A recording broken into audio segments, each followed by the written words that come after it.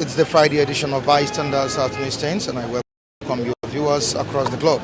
All right, it's the 15th of March 2024. We're right here at the Newstains, saying good morning to you viewers watching us all over the world. All right, on the state of the nation, we have the National Security Advisor, Malam Nurul Badu, and other northern governors meeting over the state of insecurity in the northern part of the country, especially the abduction of over 280 students in Kaduna. You're welcome to Bystanders at Newstains. Quickly to what we have on these papers. We have the Nigerian Tribune newspaper this morning. We have the Nation. We have the Vanguard, the Punch, Daily Trust, and other papers. But we'll be reading a few of these papers' headlines. All right, to Nigerian Tribune newspaper. On insecurity, NSA security chiefs, northern governors meet. NSC, National Security Advisor, Malam Nurul Badu, security chiefs, northern governors meet. Military working with foreign partners to rescue abducted citizens, says Defense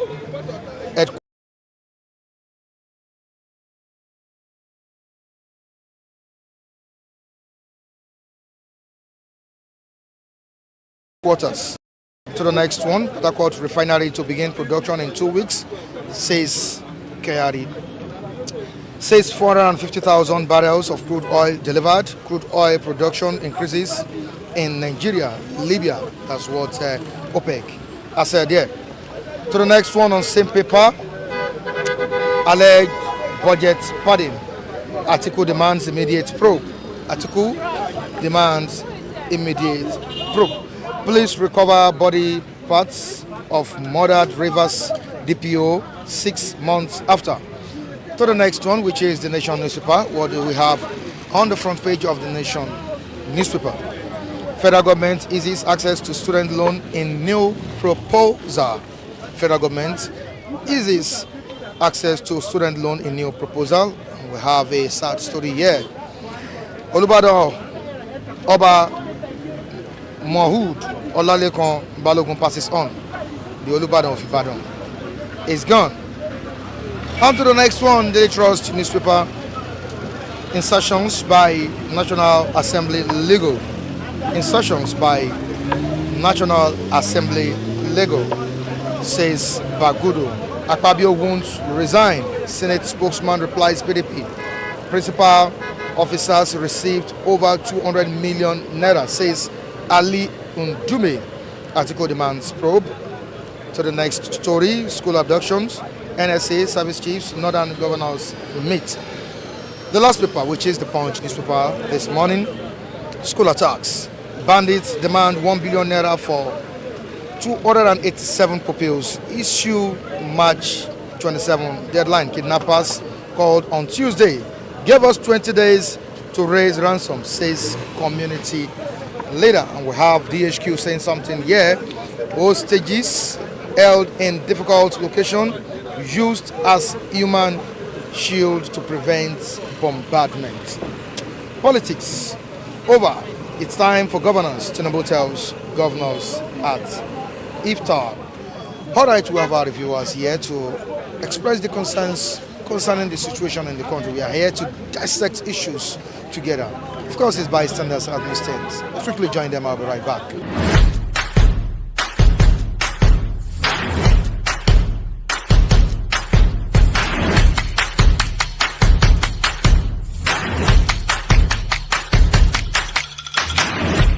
You're welcome back on the program. Of course, it's Bystanders at Newstains. You can watch us live on Facebook. We are live on Facebook as well on the sister channel of FFA Plus. Thank you so much. Please share, like, and comment in the comment section.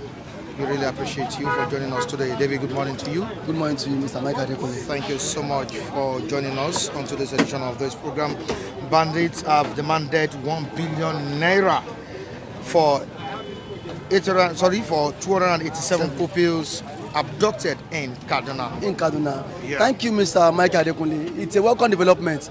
I support the bandits. Let government need to give them that money as proposed by the bandit, because now when we speak or talk, who are the real bandits?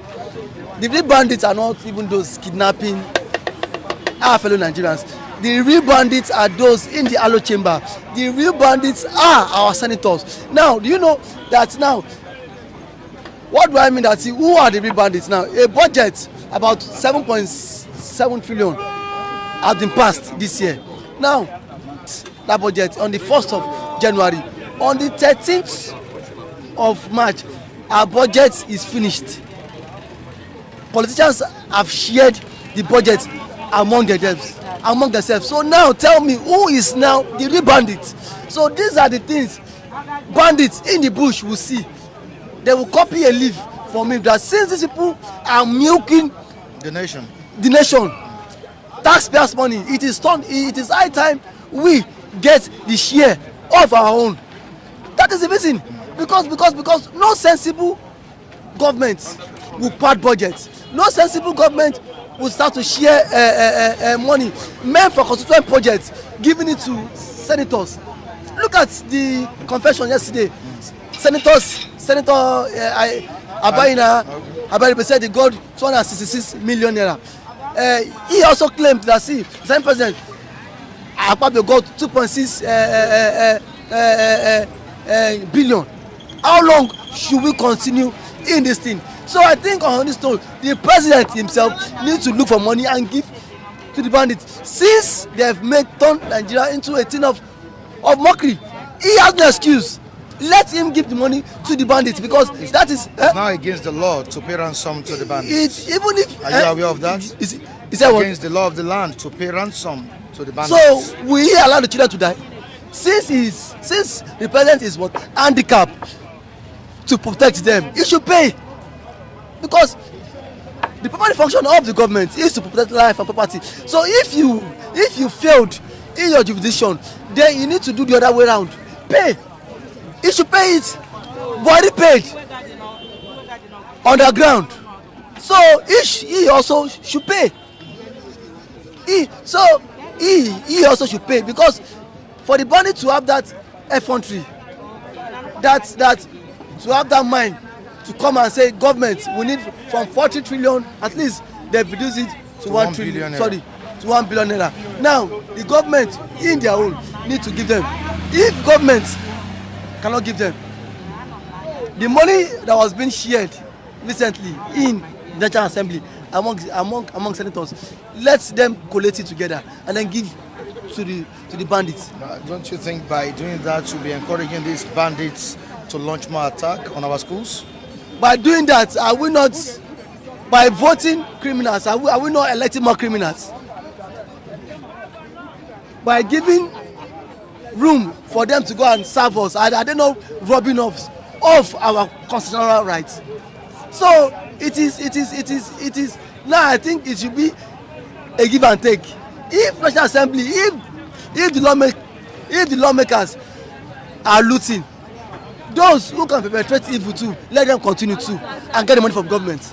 That, yes, that is it, because even the lawmakers, they are not setting good examples in society. Don't you know, it's a show of shame, it's a thing of mockery that we saw in the yellow chamber. Some senators were getting money that is meant for projects. That money should have been used to fix this pothole here. Look at this pothole. That money should have been used to build a standard hospital within Ogba, so that if once I have a headache, I can approach the hospital and get fencing and get paracetamol. But no, the money is in the hands of individuals. Enough of all this giving money to lawmakers for constituency projects. Now we are told that even now in the Senate you have the senior and the junior senators sharing the money. If you're a senator, you get big amount of money, but if you're just a senator, you get below. Now that is what this bandit sees, that these guys are sharing. These guys have ears. These guys can see. These guys can speak, and these guys can as well see what is happening in the country. They are not deaf. They are not deaf. For bandits to have in the first place a ransom of 40 billion even above our budget. It shows these guys know what's happening in the country. He knows how much this our lawmakers, self-acclaimed lawmakers, how much they are looting. That was why they said give us this amount of money, and Tinubu is saying he won't give them. Tinubu is just saying that for saying sake. I know Tinubu will give them that money. And now take note of it, Mr. Mekale. Someone was saying that that the president's son cannot be kidnapped. I am not praying for him to be kidnapped. He said Tinubu goes around with so many oddlies. Okay. I now make reference to him. I said, you were here in this country last year when the former governor of Benue State, Samuel Tom, when he ran, he left. How many aides follow him? When he was ambushed, attacked by the Fulani men, he no run live in car enter bush. Hey, governor. So it shows. So I had to tell him that anybody can be kidnapped. If a governor, on top was still governor then, no, they kill all his aid. The governor run. Shebi say he did that time. He run enter bush.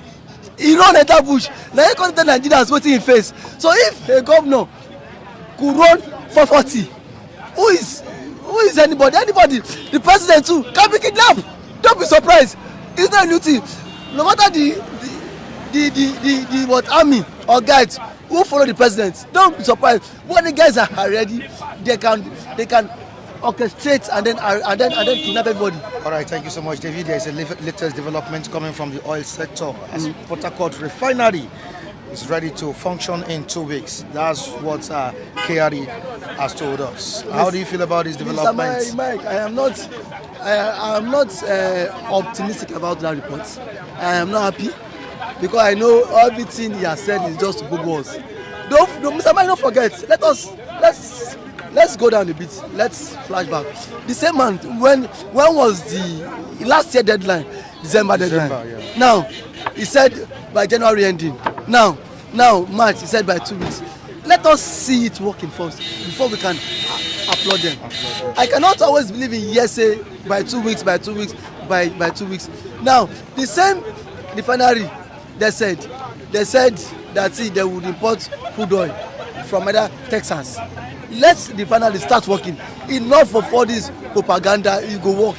When it will work, let it start working so that Nigerians can have effect and feel good government. And my question is, if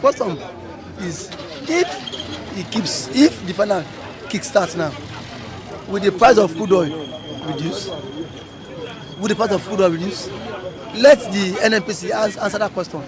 Will the price of crude oil reduce? Because if we have refinery and the price of petrol still does not drop, it shows it's still meaningless to an average Nigerian. Kayode has been telling us the crude oil will work for months and still nothing has happened until if it works, and the price of fuel is 16 naira. That is when I will applaud government. All right, thank you so much, David. I really appreciate you. Chinedu Michael, good morning to you. And how are you doing? Good morning, viewers. Good morning. All right. Yeah, thank God it's Friday. In Nigeria, would we say thank God it's Friday? Yeah. Okay, because maybe our souls and body are connected to divinity. Well, thank God it's Friday. But you know when you say thank God for it's Friday, you know that at the end of the day, maybe you use your social security code, and pick something from the government. We still need to thank God that Port Harcourt Refinery, will resume production in 2 weeks. Of course, that has been made public, and that's what we are saying. See, bro, it's part of when we see it. When we see it. But of course, I do not disagree that it is not coming up, to the extent that we'll start having direct supply from there. You understand? But when Nigerians, because of certain things, we want to see it happen, we want to feel it, and of course it's coming, I know, because a lot of people from that axis has reported activities in that angle, which indicates that something is actually going on. Both Dangote too, and what we are trying to say is that at this point now, I think the president himself should be looking at trying to give licenses to other people, to come up with refineries, and you understand what I'm saying? It's going to help a lot, at least by the time we're able to start buying fuel for 100 naira per liter, I think that's the beginning of Eldorado in Nigeria. Wow. That's the fact. We can.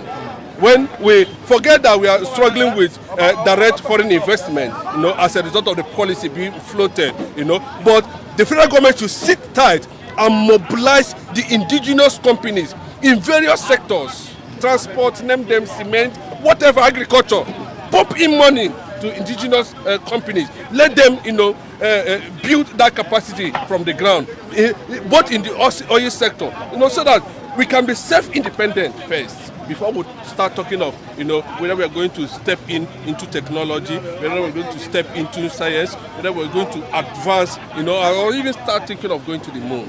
But will this reduce the price of fuel as soon as possible? Of course not. Of course. No, that is when government needs to step in and said, this is the direction. Let us know. Yes, at least if you are not placing value on the price control on the product. You understand? To make it easier for us. Dangote coming up, we want to see Kaduna Refinery, we want to see indigenous businessmen going into, building refineries with speed, in various zones, in regions in the country. So, but if this thing is to come up, to add to what we are struggling to achieve in the oil sector, of course, we want to see the price come down to at least for now. There's also this gas something also that's coming up. Yes, those ones have already pegged their price at 100 naira. Per, I don't know how they take that measurement. But by the time we start having these things, we want to force this cabals, that has held Nigeria, especially in the issue of fuel subsidy. In the oil sector. Yes, yes, to at least we'll see the price, going down drastically, possibly on daily basis, because the Nigerian economy is being driven by petroleum pump price, and any slightest heat touch on that price, every stratus of the economy. It affects both foreign, everything about Nigeria, because we run a mono economy based on oil. So the fact is, by the time we begin to give licenses, I think the Mr. President is trying to take certain actions in that direction. Where we have not only Dangote. In fact, Dangote should be careful. So unless something, because the guy is also causing problem in the economy by monopolizing everything. He determines the price. He determines the market. Look at what happened to Bua. The cement license should be given to many companies, to many indigenous companies to come in and add their own support, and be able to create that atmosphere of the forces of demand and supply and competition coming together. I know to the advantage of the indigenous people of Nigeria. The Bandits has given the federal government an ultimatum, March 27, to pay the 1 billion naira ransom to free these children that are held captive by these bandits. 27th of March, bandits demanding 1 billion naira. Chinedu, how do you think this will go? Are you of the opinion that the government should pay the ransom? No, this is not even the government has been paying ransom. Look at what the Kidnap train attack then under Buhari's administration. Ransom we have been paid. But let us believe that what the president is trying to say, Ahmed himself, Tinubu, is political. It's a political statement just to discourage that understanding that government are not supposed to pay ransom. So criminalizing it. Yes. You are trying to encourage it. But I know behind the scene, government should also know what to do, because at this point in time, over 300 lives are involved. And from what we are hearing now, they have been separated into several segments, So I think holistically, at the end of the day, what I'm not comfortable with, government should involve a team, that will make sure that everybody is being released at the end of the day, because this is life of people that are at stake. Definitely, especially the life of children. Most of them are below 15 years. You can imagine that. Definitely, what Gumi was saying is the fact that government should negotiate with the bandits. Of course, now, but the way Gumi is carrying the campaign looks very suspicious, And I think government should set up an intelligence report on that, to look at this man, because sometime in the past, Boko Haram openly made an official statement pointing to the government as at that time who that would be involved in the negotiation of a certain kidnap that happened in those days. Buhari was also in that list. Shegumi too was also in that list. So you can look at the connection of these bandits who we will know very well. They are Boko Haram or Meiti Allah. These are always their trademark. For the past 10 years now, this is the biggest kidnap that has taken place in the history of Nigeria. And most of those kidnapping, we have seen close to 20 targets on children in the last 10-15 years. So it is not a welcome development. I am of the opinion that government failed in their responsibility to protect life and property. They shouldn't throw it to us, to whether their failure, whether it's going to lead to this or that. What if their failure is going to lead to what we don't understand? First of all, they have acknowledged that responsibility of security, or securing lives and property, is constitutionally they are making. So if they fail, they should look for a way to rescue those girls, those children, wherever they are. So it's not a matter of whether we are going to pay ransom or not. No. You understand? But I look at that statement from the president that to mean that we cannot come out and diplomatically said we are going to pay for that, but they know what to do at the end of the day. All right, the tragic story in Ibadan, the Olubadan of Ibadan is gone. Wow. In fact, this is one of the men who has, been described, as one of the paramount rulers of outstanding qualities. A man of many parts, very prudent, a detribalized being, and it's not a loss because his legacies are still there.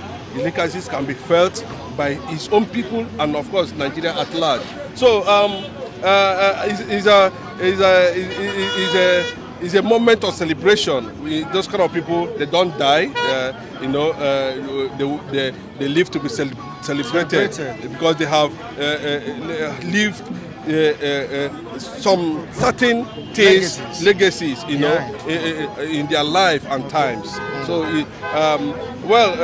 maybe we should just have a 1 minute silence in respect for one of the top. Just take us home. All right, let's observe that.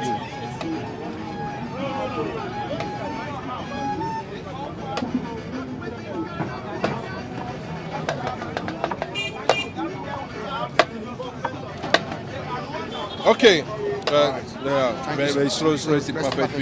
Yes, on another issue, I want us to look at. There was this threat by Meiti Allah.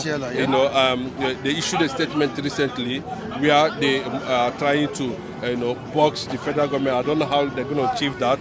That Tinubu should release Badejo, their leader, Meiti Allah leader, or they will release or unleash their radicals on Nigeria. I think that would have been a serious issue for discussion this morning. But I think maybe tomorrow we can take on that. You can talk about it. You can talk about that. There's no problem. Okay. Yes. My take on that is this.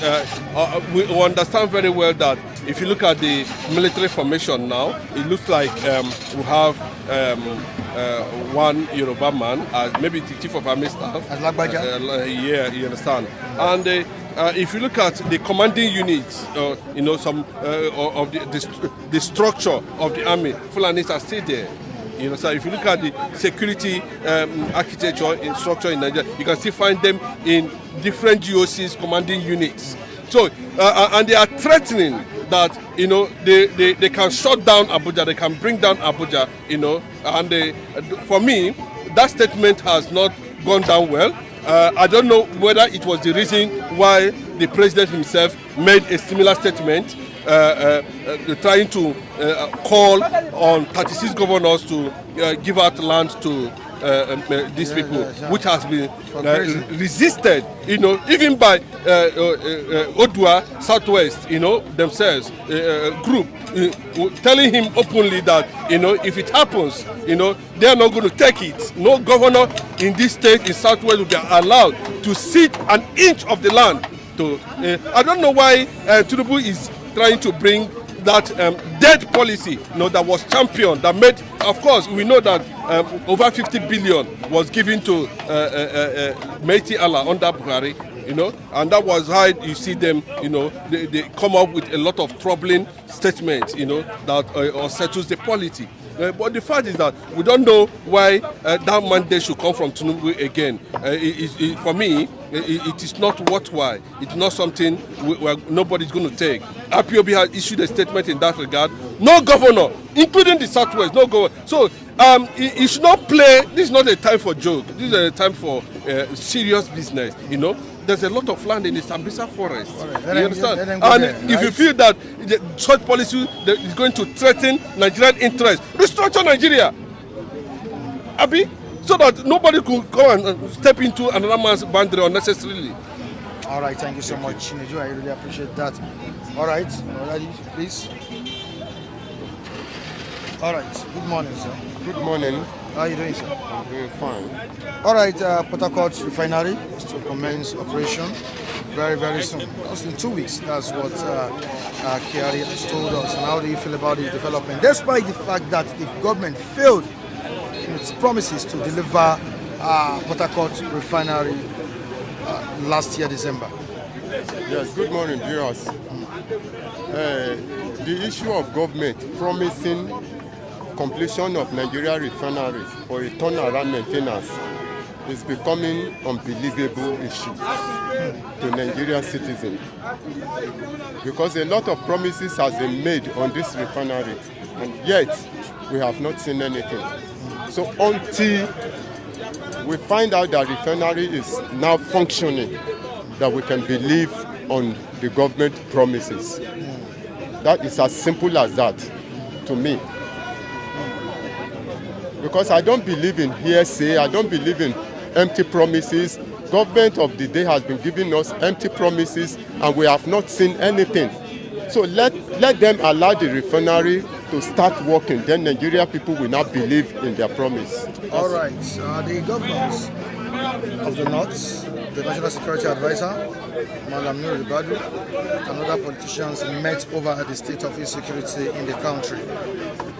And of recent, the bandits, the hideout, issued a statement that they are giving the federal government 20 days, 27th of March, to pay the 1 billion naira. Or else, I don't know what will happen. Mr. Mike. Yes, sir. I have always said, somebody came here, and that is the thing I take to myself. I don't speak because somebody say it. I don't talk when somebody has said something. I don't agree because somebody has said it. I only want to agree that there are two sides to a coin. On security issues, the banditry, to me, I take my time to study daily, everyday news. I don't just jump into conclusion, because the story you hear today is a different thing tomorrow. So concerning security issues, I think the government should do everything possible to put security in place. Go for state policing, and that is the solution that I feel. But in terms of the kidnapped, adopted school children, I have said it's a stage program which is used to siphon money. Now they are demanding for a ransom. People has come to say they should not pay. People has come to say they should pay.